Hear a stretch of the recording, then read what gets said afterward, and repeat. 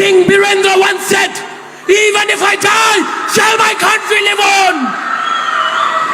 All the youths, carry these words in your heart and engrave a monument of change in the course of history. Nepal is ours and its future is in our hands. Jai Yuva, Jai Nepal! Nepal ಒಂದು ಶಾಂತಿಯಿಂದ ಹಾಗೆ ಸಹನೆಯಿಂದ ಕೂಡಿದ್ದ ದೇಶ. But ಇದಕ್ಕಿದ್ದಂತೆ ನೇಪಾಳದ ಒಂದು ಯೂತ್ಸಿಂದ ಅಂದರೆ ಜೆನ್ಜಿಯ ಒಂದು ಗ್ರೂಪಿಂದ ಇಡೀ ನೇಪಾಳನೇ ಒಂದು ದೊಡ್ಡ ಗಲಭೆಗೆ ಕಾರಣ ಆಗುತ್ತೆ. ಒಬ್ಬ ಫೈನಾನ್ಸ್ ಮಿನಿಸ್ಟ್ರನ್ನ ರೋಡಲ್ಲಿ ಬಟ್ಟೆ ಬಿಚ್ಚಿ ಹೊಡಿತಾರೆ. ಒಬ್ಬ ಎಕ್ಸ್ ಪ್ರೈಮ್ ಮಿನಿಸ್ಟರ್ನ ಮನೆಗೆ ನುಗ್ಗಿ ಬೆಂಕಿ ಹಚ್ಚಿ ಅವರ ಹೆಂಡತಿನ ಸಾಯಿಸ್ತಾರೆ. ಇದಕ್ಕೆಲ್ಲ ಹೆದರಿ ಪ್ರೈಮ್ ಮಿನಿಸ್ಟ್ರು ಹೆದರ್ಕೊಂಡು ಓಡೋಗ್ತಾರೆ. ಸೊ ಇದಕ್ಕೆಲ್ಲ ಕಾರಣನಾದರೂ ಏನು? ಕೇವಲ ಒಂದು ಸೋಷಿಯಲ್ ಮೀಡಿಯಾ ಬ್ಯಾನನ ಇದಕ್ಕೆಲ್ಲ ಒಂದು ಕಾರಣ? ಖಂಡಿತ ಇಲ್ಲ. ಸೋಷಿಯಲ್ ಮೀಡಿಯಾಗಿಂತ ಬೇರೆ ಕಾರಣಗಳು ತುಂಬ ಇವೆ. ಬನ್ನಿ ತಿಳ್ಕೊಳ್ಳೋಣ. ನವಂಬರ್ 2023 ನೇಪಾಳ ಗೌರ್ಮೆಂಟು ಒಂದು ಆರ್ಡರ್ನ ಇಶ್ಯೂ ಮಾಡುತ್ತೆ. ಸೋಷಿಯಲ್ ಮೀಡಿಯಾ ಪ್ಲ್ಯಾಟ್ಫಾರ್ಮ್ಸ್ಗಳು ನೇಪಾಳದಲ್ಲಿ ಆಪರೇಟ್ ಆಗಬೇಕು ಅಂದರೆ ಅವರು ಫಸ್ಟಾಗಿ ನೇಪಾಳದ ಒಂದು ಮಿನಿಸ್ಟ್ರಿ ಆಫ್ ಕಮ್ಯುನಿಕೇಷನ್ ಹಾಗೆ ಇನ್ಫಾರ್ಮೇಷನ್ ಟೆಕ್ನಾಲಜಿಗೆ ರಿಜಿಸ್ಟ್ರೇಷನ್ ಆಗಬೇಕು ಅಂತ. ಬಟ್ ಎಷ್ಟೋ ಸೋಷಿಯಲ್ ಮೀಡಿಯಾ ಕಂಪ್ನಿಗಳು ಇದನ್ನ ಇಗ್ನೋರ್ ಮಾಡ್ತಾರೆ.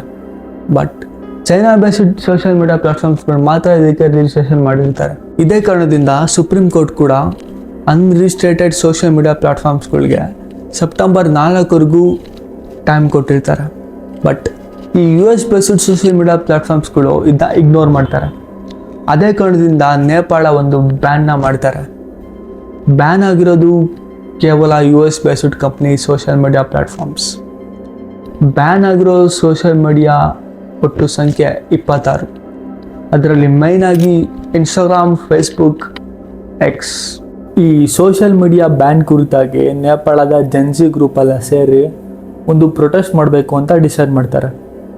ಈ ಪ್ರೊಟೆಸ್ಟಿಗೆ ಅಲ್ಲಿರೋ ನೇಪಾಳದ ಲೋಕಲ್ಸ್ ಕೂಡ ಇವರಿಗೆ ಸಪೋರ್ಟ್ ಮಾಡ್ತಾರೆ. ಫಸ್ಟು ಪ್ರೊಟೆಸ್ಟು ಒಂದು ನಾರ್ಮಲಾಗಿ ಹೋಗ್ತಿರುತ್ತೆ. ತುಂಬ ತಾಳ್ಮೆಯಿಂದ ಹಾಗೆ ಸಹನೆಯಿಂದ ಹೋಗ್ತಿರುತ್ತೆ. ಬಟ್ ಯಾವಾಗ ಒಂದು ಇನ್ಸಿಡೆಂಟ್ ಆಗುತ್ತೋ ಇಡೀ ನೇಪಾಳನೇ ಒಂದು ದೊಡ್ಡ ಗಲಭೆ ಆಗುತ್ತೆ. ನಾರ್ಮಲ್ ಆಗಿ ಒಂದು ಪ್ರೊಟೆಸ್ಟ್ ನಡಿಬೇಕಾದ್ರೆ ಪೊಲೀಸರು ಲಾಠಿ ಚಾರ್ಜ್ ಮಾಡ್ತಾರೆ.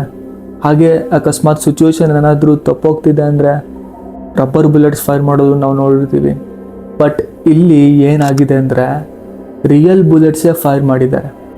ಬುಲೆಟ್ ಫೈರ್ ಮಾಡಿದ್ರಿಂದ 19 ಜನ ಸತ್ತಿದ್ದಾರೆ. ಈ ಒಂದೊಂದೇ ಒಂದು ಇನ್ಸಿಡೆಂಟು ಅಷ್ಟು ದೊಡ್ಡ ಗಲಭೆಗೆ ಕಾರಣ ಆಗುತ್ತೆ. ಆ ಒಂದು ಜೆನ್ಜಿ ಗ್ರೂಪ್ನ ಒಂದು ಪ್ರೊಟೆಸ್ಟು ಕೇವಲ ಒಂದು ಸೋಷಿಯಲ್ ಮೀಡಿಯಾ ಬ್ಯಾನ್ ಕುರಿತಾಗಿ ಆಗಿರಲಿಲ್ಲ. ಇನ್ನು ಸಾಕಷ್ಟು ವಿಷಯಗಳಿತ್ತು. ಸೋಷಿಯಲ್ ಮೀಡಿಯಾ ಬ್ಯಾನೇ ಒಂದು ಮೇನ್ ರೀಸನ್ ಆಗಿರಲಿಲ್ಲ. ಇದಕ್ಕೆಲ್ಲ ಒಂದು ದೊಡ್ಡ ಕಾರಣ ಯಾರಂದ್ರೆ ಅಲ್ಲಿರೋ ಪೊಲಿಟಿಷಿಯನ್ಸ್ ಹಾಗೆ ಅವರ ಮಕ್ಕಳು. ಈ ಕಡೆಗೆ ಇವರು ಈ ಥರ ಲಕ್ಸುರಿಯಸ್ ಲೈಫ್ ಸ್ಟೈಲ್ನ ಫ್ಲೆಕ್ಸ್ ಮಾಡ್ತಾ ಇದ್ರೆ, ಇನ್ನೊಂದು ಕಡೆಗೆ ಪಾಪ ನೇಪಾಳದ ಜನ ಅನ್ಎಂಪ್ಲಾಯ್ಮೆಂಟಿಂದ ಬಳಲ್ತಾ ಇದ್ರು. ಇದನ್ನೆಲ್ಲ ನೋಡಿ ಒಂದು ನೇಪಾಳದ ಯೂತ್ಸಿಗೆ ಒಂದು ಪ್ರಶ್ನೆ ಕಾಡುತ್ತೆ. ಇವ್ರ ಮಕ್ಕಳಿಗೆಲ್ಲ ಮಾತ್ರ ಈ ಥರ ಲಕ್ಸುರಿಯಸ್ ಥಿಂಗ್ ಸಿಗ್ತಿದೆ, ಬಟ್ ನಮಗಿನ್ನು ಕೇವಲ ಒಂದು ಕೆಲಸನೂ ಕೂಡ ಸಿಗ್ತಿಲ್ವಲ್ಲ ಅಂತ. ಇದೇ ಒಂದು ಕಾರಣಕ್ಕೆ ಅವರು ಪ್ರೊಟೆಸ್ಟ್ ಮಾಡೋಕ್ಕೆ ಹೋಗ್ತಾರೆ. ಬಟ್ ಅಲ್ಲಿ ನಡೆದಿದ್ದೇ ಬೇರೆ. ಬಟ್ ಅಲ್ಲಿರೋ ನೇಪಾಳನ ಯೂತ್ಸ್ ಹೋಗಿದ್ದೇ ಒಂದು ಬೇರೆ ಕಾರಣಕ್ಕೆ. ಅವ್ರು ಹೋಗಿದ್ದು ಒಂದು ಅನ್ಎಂಪ್ಲಾಯ್ಮೆಂಟ್ ಪ್ರೊಟೆಸ್ಟ್ಗಾಗಿ, ಅವ್ರಿಗಾಗಿರೋ ಒಂದು ಅನ್ಯಾಯಕ್ಕಾಗಿ. ಬಟ್ ಒಂದು ಟೈಮಲ್ಲಿ ಇಡೀ ನೇಪಾಳ ಗೌರ್ಮೆಂಟೇ ಆ ಒಂದು ಸಿಚುವೇಶನ್ನ ಚೇಂಜ್ ಮಾಡಿಬಿಡುತ್ತೆ. ಕೇವಲ ಒಂದು ಸೋಷಿಯಲ್ ಮೀಡಿಯಾ ಬ್ಯಾನಿಂದನೇ ಇದೆಲ್ಲ ಉಂಟಾಗ್ತಿದೆ ಅಂತ ಒಂದು ನ್ಯೂಸ್ನ ಹಬ್ಸುತ್ತೆ. ಬಟ್ ಅದೇ ಒಂದು ದೊಡ್ಡ ಕಾರಣ ಅಲ್ಲ. ಕಾರಣನೇ ಒಂದು ಮೇನ್ ಆಗಿ ಒಂದು ಕರಪ್ಷನ್ ಹಾಗೆ ಅನ್ಎಂಪ್ಲಾಯ್ಮೆಂಟ್. ಸೊ ಯಾವಾಗ ಈ ಒಂದು ಪ್ರೊಟೆಸ್ಟು ತುಂಬ ವೈಲೆನ್ಸ್ ಆಗಿ ಹೋಗುತ್ತೋ ಅವಾಗ ನೇಪಾಳದ ಪೊಲಿಟಿಷಿಯನ್ಸ್ಗೆಲ್ಲ ಒಂದು ಭಯ ಉಂಟಾಗುತ್ತೆ. ಆ ಕಾರಣದಿಂದ ಅಲ್ಲಿರೋ ಹೋಮ್ ಮಿನಿಸ್ಟ್ರು, ಫೈನಾನ್ಸ್ ಮಿನಿಸ್ಟ್ರು ಎಲ್ಲರೂ ಕೂಡ ರಿಸೈನ್ ಮಾಡ್ತಾರೆ.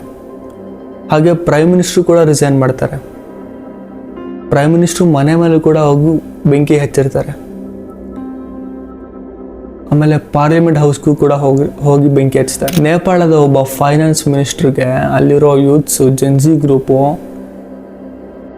ನೀರಲ್ಲಿ ಬಟ್ಟೆ ಬಿಚ್ಚಿ ಹೊಡಿತಾರೆ. ನೋಡಿ ಯಾವ ಪರಿಸ್ಥಿತಿ ಬಂದಿದೆ ಅಲ್ಲಿರೋ ನೇಪಾಳಕ್ಕೆ ಅಂತ. ಅದಕ್ಕೆ ಈ ಪರಿಸ್ಥಿತಿಗೆಲ್ಲ ಕಾರಣನೇ ಅವರು. ಅವ್ರೇನು ಶಿಕ್ಷೆ ಅನುಭವಿಸ್ತಿದ್ರೋ ಅದಕ್ಕೆಲ್ಲ ಅನುಭವಿಸೋಕ್ಕೆ ಕಾರಣನೇ ಅವರ ಮಕ್ಕಳು. ಈ ಒಂದು ಪರಿಸ್ಥಿತಿ ಕೇವಲ ನೇಪಾಳದಲ್ಲಿ ಮಾತ್ರ ಅಲ್ಲ, ಈ ಪರಿಸ್ಥಿತಿ ನಮ್ಮ ಭಾರತದ ಸುತ್ತಮುತ್ತ ಇರೋ ದೇಶಗಳು ಕೂಡ ಆಗಿದೆ. ಶ್ರೀಲಂಕಾ 3 ವರ್ಷದಿಂದ ಶ್ರೀಲಂಕಾಕ್ಕೂ ಕೂಡ ಇದೇ ಪರಿಸ್ಥಿತಿ ಬಂದಿತ್ತು. ಎಕನಾಮಿಕ್ ಕ್ರೈಸಿಸ್ ಆದಾಗ ಒಂದು ಬೇಸಿಕ್ ನೀಡ್ಸ್ ಕೂಡ ಸಿಗದೇ ಇದ್ದಾಗ ಅಲ್ಲಿನ ಜನ ಪ್ರೆಸಿಡೆಂಟ್ ಮೇಲೆ ಪ್ರೊಟೆಸ್ಟ್ ಮಾಡೋಕ್ಕೆ ನಿಂತರು. ಅಲ್ಲೂ ಕೂಡ ಪ್ರೆಸಿಡೆಂಟ್ ಹೌಸ್ ಮೇಲೆ ಅಟ್ಯಾಕ್ ಕೂಡ ಆಯಿತು, ತುಂಬ ಪ್ರೊಟೆಸ್ಟ್ ನಡೀತು. ಅದಕ್ಕೆಲ್ಲ ಎದುರಿ ಶ್ರೀಲಂಕಾದ ಪ್ರೆಸಿಡೆಂಟು ಸಿಂಗಾಪುರ್ಗೆ ಹೋಗ್ತಾರೆ. ಮತ್ತೊಂದು ಯಾವುದಂದರೆ ಬಾಂಗ್ಲಾದೇಶ್, ಅದು ಕೂಡ ರೀಸೆಂಟಲ್ಲಿ ಆಗಿದ್ದು 2024 ಅಲ್ಲೂ ಕೂಡ ಯೂತ್ಸೇ ಪ್ರೊಟೆಸ್ಟ್ ಮಾಡಿದ್ದು. ಬಾಂಗ್ಲಾದೇಶ್ ಗೌರ್ಮೆಂಟು ಒಂದು ರಿಸರ್ವೇಷನ್ ಇಶ್ಯೂ ಮಾಡುತ್ತೆ.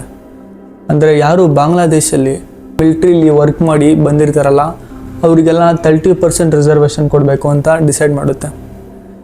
ಏನಂದರೆ 30% ರಿಸರ್ವೇಷನ್ನ ಒಂದು ಗೌರ್ಮೆಂಟ್ ಜಾಬ್ಸ್ಗಳಲ್ಲಿ ಕೊಡಬೇಕು ಅಂತ ಡಿಸೈಡ್ ಮಾಡುತ್ತೆ.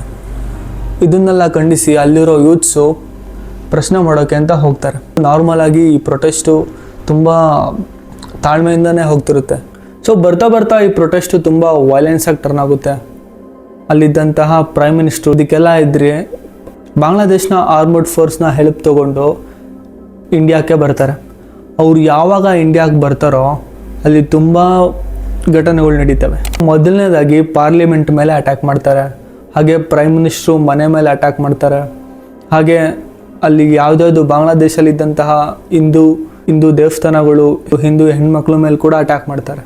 ಪರಿಸ್ಥಿತಿ ಹೇಗಾಗುತ್ತೆ ಅಂದರೆ ತುಂಬ ಕೈ ತಪ್ಪೋಗ್ಬಿಡುತ್ತೆ ಬಾಂಗ್ಲಾದೇಶಲ್ಲಿ. ಸೊ ಈಗ ಈ ಒಂದು ನೇಪಾಳದ ವಿಷಯಕ್ಕೆ ಬರೋದಾದರೆ,